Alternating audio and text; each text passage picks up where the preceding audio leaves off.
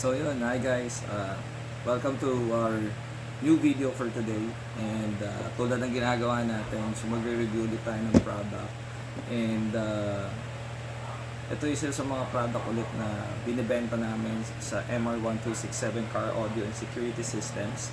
And syempre tulad nga na sinabi namin, may mga products kami na we are authorized dealer, and one of the brands that we carry is yung Cobra. So for today's video, ang gagawin natin ay reviewin natin kasi meron lumabas dati na LED coming from Venom, and unfortunately wala nang gantong dumarating ngayon coming from the supplier. So hindi ko alam kung bakit, pero at this point ang meron na lang palagi sa supplier namin is itong Cobra. So right now ito yung mga LEDs na binibenta namin, or mga LED lights na ginagamit namin as an upgrade for mga headlight bulbs tsaka yung sa mga fog lights. So for today, we'll go and compare kasi marami pa rin naghahanap nito sa amin. Kaya ang problema, order kami pero walang dumarating. So hindi namin alam kung may problema ba sa manufacturing o sa manufacturer, o baka talagang itinigil na yung production nito. So for today, papakita natin na ba yung pwede natin i-expect dito. Actually, wala namang masyadong dapat i-expect sa box. Dun sa laman ng box, I mean. Pero when it comes to specifications, medyo maraming difference. So right now, these are the new products ng Cobra when it comes to LED lights. And reviewin natin, ano ba yung difference, bakit ang dami pa rin naghahanap nito. So, yung bulb type nito, itong isa is H7, and ito naman is H11. So we'll go ahead and compare ano bang pinagkaiba nitong dalawang to. Okay. So yun, siguro simulan natin dito sa Cobra. Dito makikita naman natin, this is a dual color temperature. So 6,000 and 3,000 Kelvin, o yung sinasabi natin super white saka super yellow, no? And one of the way para mag-change ng kulay ito is yung on-off switch doon sa mga switches natin sa kotse. So kapag binilisan natin yung pag-switch on tsaka pag-switch off and switch on, nagpapalit ito ng kulay. And most likely siguro most of you alam niyo na kung paano ginagawa niya. And para mag-change siya ng kulay. So this is dual color products. Ito rin dual color din to, no? So may nilabas si Venom na ganito, and si Cobra meron din. Pero may mga lobas naman ito ng mga single colors naman, which is yung 6,000 sa 3,000. But for today, ang re-review natin is yung dual color. So unahin natin yung specs, no? So as you can see naman dito, ang sabi dito, yung specs dito is 54,000 lumens, no? Nakalagay naman dyan. This is H11, so yung 54,000 yan nakalagay sa box. And meaning to say, ito yung liwanag, no?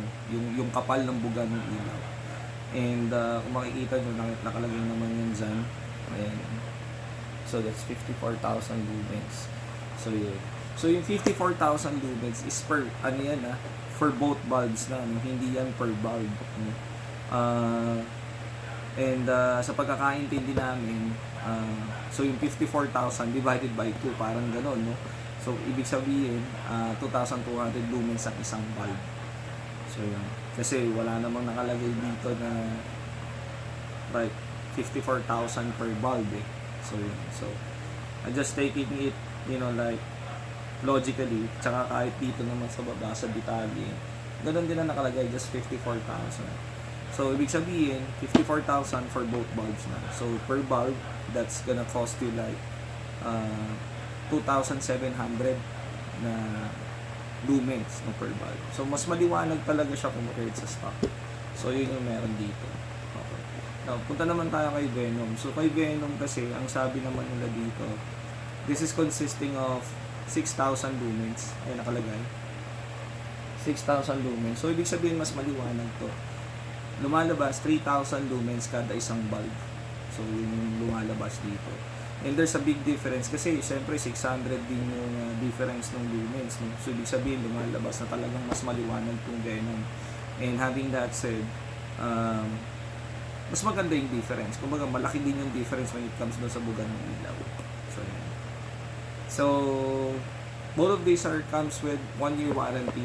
Syempre, supplier's warranty. And if in any case na nagkakaroon ng changes sa mga warranty agreements, depende na yun kay supplier. Pero naka-declare kasi yan dito sa box, it's 1-year warranty. Ayan, nakalagay naman dito. And dito din naman, nakalagay din 1-year warranty. Ayan, nakalagay din naman sa dyan. So, ibig sabihin, kapag nasira siya kagad in less than a year, pinapalitan yan. Okay. So, the way yan pinapalitan, syempre, kailangan ibalik sa amin. And then, pinadadala namin din sa nagdi-deliver, pinipick up yan dito. And then, for assessment pa rin siya. So, yan. And then, if in any case na ma-approve tayo for replacement, pinapalitan nila to ng bago. Kasi usually, ito, hindi naman nare-repair talaga to eh. So, yun. So, yun. So, tingnan natin. Buksan natin. And then, at least makita nyo kung ano yung laman. So, ito yung Cobra. Binuksan ko na. So, ito yung laman niya. Okay. So, pag binuksan nyo yan, ito yung magiging laman. And makikita nyo, meron yung maliit na tool. So, ayan, nakatusok. So, may maliit na tool yan. So, saan nga ba ginagamit to? Kasi, since universal application kasi to, although na H11 to, so usually mga H11, mag-fit to dun sa mga fog lights. Pwede kasing piitin to. If in any case na kung saan dapat tumama yung pinaka-ilaw. So, kuha tayo ng isa. So, yan. So, may mga allen yan dito. So, dito nyo gagamitin yung tool na maliit. So, kasya yan dyan. Para may pitan. Dito yan. Okay. And then, ano bang i-expect natin, no? Ito, meron siyang balas na maliit na kasama. Okay. And then, thread type. Okay. Sometimes, pag nagkakaroon ng defecto, minsan ang problema, ito lang. Okay. Pag halimbawa na ito lang ang problema, ito yung pinapalitan ng supplier. Ngayon, kung halimbawa naman na ito yung may problema, ito yung papalitan ng supplier. If in any case na both yung may sira, so syempre both papalitan ng supplier. Okay. So, ito yung laman ng Cobra. Now, punta naman tayo dito. So, itong sa Venom, ano to eh, H7 yung socket type niya. So syempre, iba din yung itsura nito. So, whenever you open it, ito yung makikita nyo. So, almost the same siya ng itsura. Pero, syempre, may difference yan. So, kuha tayo ng isa. So, makikita nyo din, thread type. Okay. And, yung socket niya, iba din. Ito yun. Iba yun yung socket niya.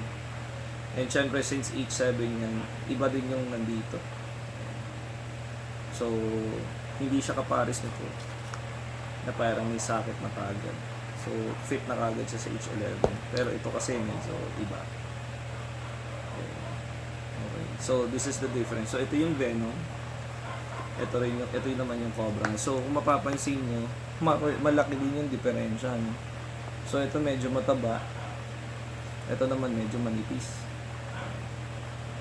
Pero when it comes to the quality naman nito, itong steel braided na coil na to, parehas naman siya actually.